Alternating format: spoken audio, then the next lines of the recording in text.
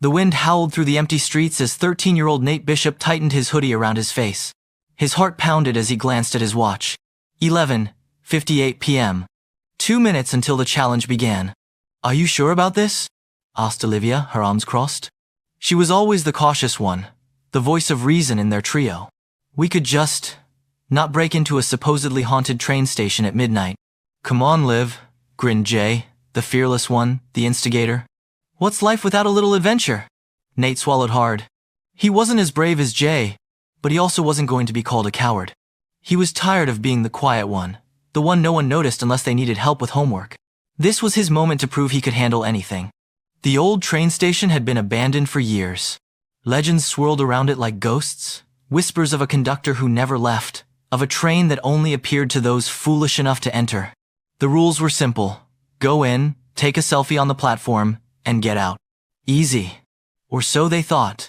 Jay shoved the rusted gate, and it screeched in protest. The three of them slipped inside, their breath visible in the cold night air. Nate's fingers tingled with nerves. The station loomed ahead, its cracked windows staring down at them like watchful eyes. "Okay, let's make this quick," Olivia muttered. They stepped onto the platform. The silence was deafening. No cars, no crickets, just the distant sound of the wind. Then, a whistle. Low, eerie, and impossible. Nate spun around. The tracks were empty. Jay chuckled, but it was forced. "Nice touch." Someone probably rigged a speaker. The ground vibrated beneath them. Another whistle, this time closer. "Guys." Olivia's voice was barely a whisper. Then, out of the darkness, a train emerged. An actual, full-size train, gliding toward them with no driver, no passengers, just glowing windows and an engine that rumbled like distant thunder. Jay stumbled back. "No way!" Nate's pulse skyrocketed. This wasn't possible. This wasn't happening. The doors hissed open. A voice crackled through the night, low and mechanical. "All aboard." Nobody moved. Nobody breathed. Then, before they could run, the train sucked them inside like a vacuum. The doors slammed shut. Darkness. And then, the train began to move. Nate scrambled to his feet, his breathing ragged. The inside of the train was pristine, red velvet seats, brass fixtures, chandeliers that swung slightly with the motion. The air smelled of something sweet and unfamiliar. "This isn't real," Olivia whispered. "This can't be real." Jay pounded on the door, but it didn't budge. "Hello?" he yelled. "Let us out!" No response. Then, footsteps. Slow, deliberate, approaching from the next car. The three friends pressed together as a figure stepped into view. A tall man in an old-fashioned conductor's uniform.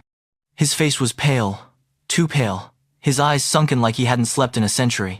"You shouldn't be here," he said in a voice that sent chills down Nate's spine.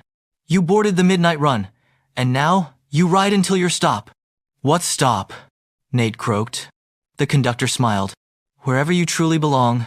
The train sped up. Outside the windows, the world blurred, landscapes shifting too quickly to be real, forests, deserts, cities, oceans, places that shouldn't be anywhere near their small town. Then, the screaming started. Not from them, from behind the doors of the other compartments. Nate's stomach twisted. He locked eyes with Olivia, who was pale as a ghost. Jay, usually fearless, looked like he wanted to be anywhere but here. "Run," Nate whispered. They bolted down the aisle, past empty seats and flickering lights. The conductor didn't follow. He just watched, his eerie smile never fading. "Find the emergency brake," Jay shouted.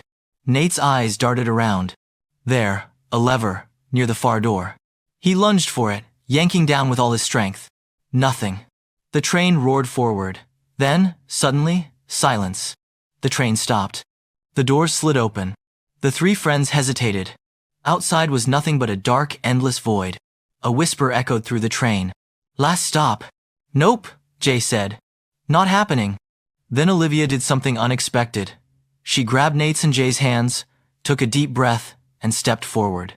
They fell and landed in the middle of the abandoned train station. The train was gone. The sky was lighter. Birds chirped in the distance. Nate gasped, sucking in air. They were back.